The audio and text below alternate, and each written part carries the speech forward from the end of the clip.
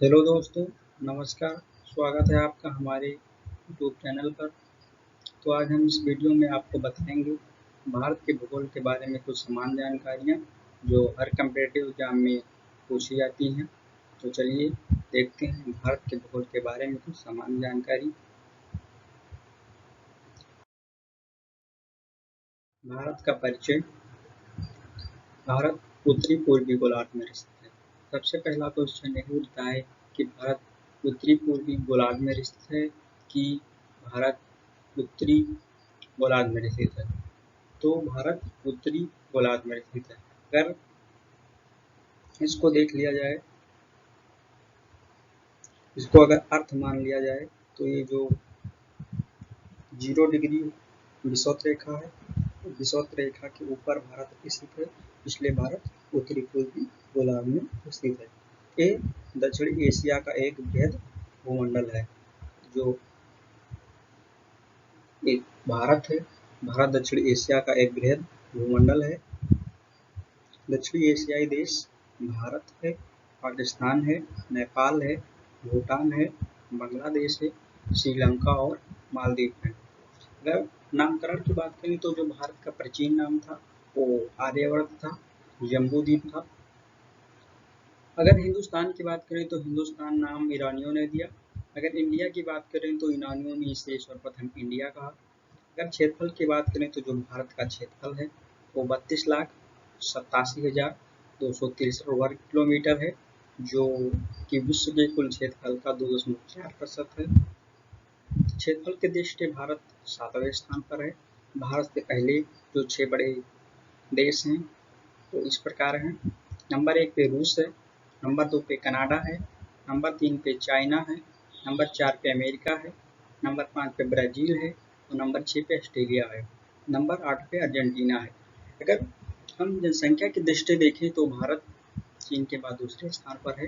अगर भारत का लोकेशन देख लें कि भारत स्थित कहाँ है और स्थिति भारत क्या क्या है, तो भारत का जो अक्षांशीय विस्तार यानी जो लेटीट्यूड है उसको देख लें। भारत का जो अक्षांशीय विस्तार है वो 8 डिग्री 4 मिनट से लेके 37 डिग्री 6 मिनट उत्तरी अक्षांश तक है। और अगर देशांतरीय विस्तार की बात कर लें तो इसका जो देशांतरीय विस्तार है 68 डिग्री 7 मिनट पूर्वी से लेके 97 डिग्री 25 मिनट पूर्वी अक्षांश तक है। अगर भारत का जो दक्षिणतम बिंदु है उसको देख लिया जाए तो भारत का जो दक्षिणतम बिंदु है वो इंदिरा पॉइंट है। जो भारत का दक्षिणतम बिंदु है वो इंदिरा पॉइंट है, जो ग्रेट निकोबार में स्थित है। जो ग्रेट निकोबार में स्थित है, यानी ग्रेट निकोबार में स्थित है। ग्रेट निकोबार कहाँ है? ये यहाँ पे है, ये दक्षिणतम पॉइंट है, यहाँ पे इंदिरा पॉइंट है। अगर हम इसके जो पश्चिमी बिंदु की बात कर लें तो इसका जो पश्चिमी बिंदु है गौरमाथा है, गौरमाथा जो गुजरात में स्थित है। और इसके हम पूर्वी बिंदु की बात कर लें तो इसका जो पूर्वी बिंदु है वो यहाँ पे है, किबथू अरुणाचल प्रदेश में है। और यदि हम उत्तरी बिंदु की बात करें तो उत्तरी बिंदु इंद्राकोल है जो जम्मू कश्मीर में है।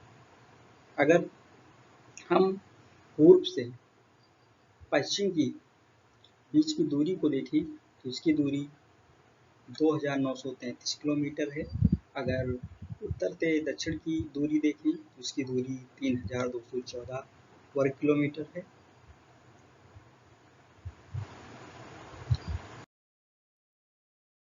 स्थल सीमा से लगे राज्य। हम देखते हैं कि भारत के कितने ऐसे राज्य हैं जो स्थल सीमा से लगे हैं। तो 17 ऐसे राज्य हैं जो स्थल सीमा से लगे हुए हैं और जलीय सीमा से लगे राज्य 9 हैं। सबसे तटीय सबसे लंबी जो जलीय तट रेखा है वो गुजरात की है। और जो 9 राज्य हैं जो तटीय सीमा से लगे हुए हैं वो नंबर 1 पे गुजरात है, नंबर 2 पे महाराष्ट्र है, नंबर 3 पे जो गोवा है, नंबर 4 पे कर्नाटक है, नंबर 5 पे केरल है, नंबर 6 पे तमिलनाडु है, नंबर 7 पे आंध्र प्रदेश, नंबर 8 पे उड़ीसा, नंबर 9 पे पश्चिम बंगाल। भारत और पाकिस्तान के बीच खींची गई जो रेखा है उसको रेड क्लिफ रेखा कहा जाता है। इस रेखा पे कश्मीर आते हैं, पंजाब, राजस्थान जैसे राज्य आते हैं। भारत और अफगानिस्तान के बीच रेखा को डुरंड रेखा कहा जाता है। वास्तव में जो ये रेखा है ये पाकिस्तान में है।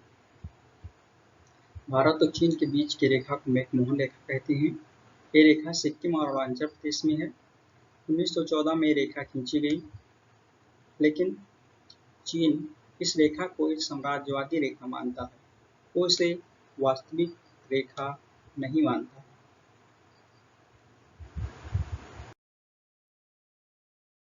ये देख लीजिए कि जो भारत और पाकिस्तान के बीच रेखा खींची गई है, ये जो इसमें जम्मू कश्मीर, पंजाब और राजस्थान आते हैं, तो यही रेखा है, इसको रेड क्लिफ रेखा कहते हैं। और भारत और अफगानिस्तान के बीच जो रेखा खींची गई है उसको डुरंड रेखा कहते हैं, ये है। और जो चीन और भारत के बीच खींची गई रेखा है उसको मैकमोहन रेखा कहते हैं, जो सिक्किम और अरुणाचल प्रदेश में है। भारत के सीमाओं की बात करें तो भारत की जो सीमाएं हैं वो स्थल सीमा है और तटीय सीमा है। अगर हम स्थल सीमा की बात करें तो स्थल सीमा की लंबाई 15,200 किलोमीटर है, और जबकि तटीय सीमा की लंबाई की बात करें तो जो तटीय सीमा है वो 7,516 7,516 तो इस तरह देख लिया जाए, 7,516.6 है, 7,516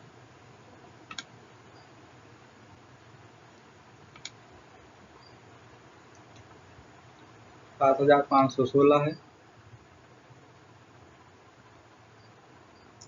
अगर भारत की जो स्थलीय सीमा है, किन किन देशों से जो भारत वो स्थल सीमा साझा करता है, तो देख लेते हैं।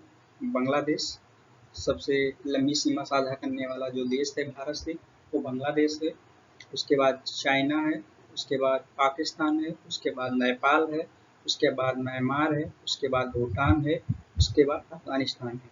यहाँ इस मानचित्र में देखते हैं कि जो ये रेखा है बांग्लादेश, यानी सबसे लंबी जो सीमा साझा करता है भारत, वो बांग्लादेश से साझा करता है। इसके बाद वो चीन से साझा करता है, ये जम्मू कश्मीर से लेते हुए उत्तराखंड, इधर सिक्किम और इधर अरुणाचल प्रदेश, और फिर इसके बाद नेपाल है, ये नेपाल है जो इसमें उत्तर प्रदेश आता है, और उत्तराखंड का कुछ भाग जाता है, और इधर ये पश्चिम बंगाल आ जाता है, भूटान, अफगानिस्तान। तो प्रश्न यहाँ पे उठता है कि दो ही प्रश्न यहाँ पे उठते हैं सीमा से, कि भारत सबसे लंबी सीमा किस देश से साझा करता है, तो भारत सबसे लंबी सीमा बांग्लादेश से साझा करता है। और सबसे कम सीमा भारत किससे साझा करता है, तो सबसे कम सीमा भारत अफगानिस्तान से साझा करता है। किससे साझा करता है, अफगानिस्तान से साझा करता है।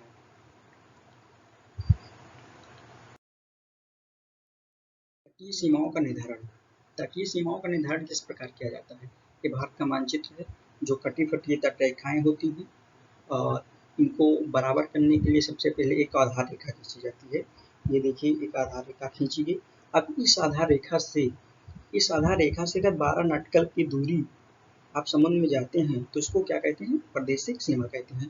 तो जो ये आधार रेखा है, तो इस आधार रेखा से अगर हम 12 नाटिकल की जो दूरी है, 12 नाटिकल, ये आधार रेखा है, तो इससे आप 12 नाटिकल की दूरी लें, इसको क्या कहेंगे, प्रादेशिक सीमा।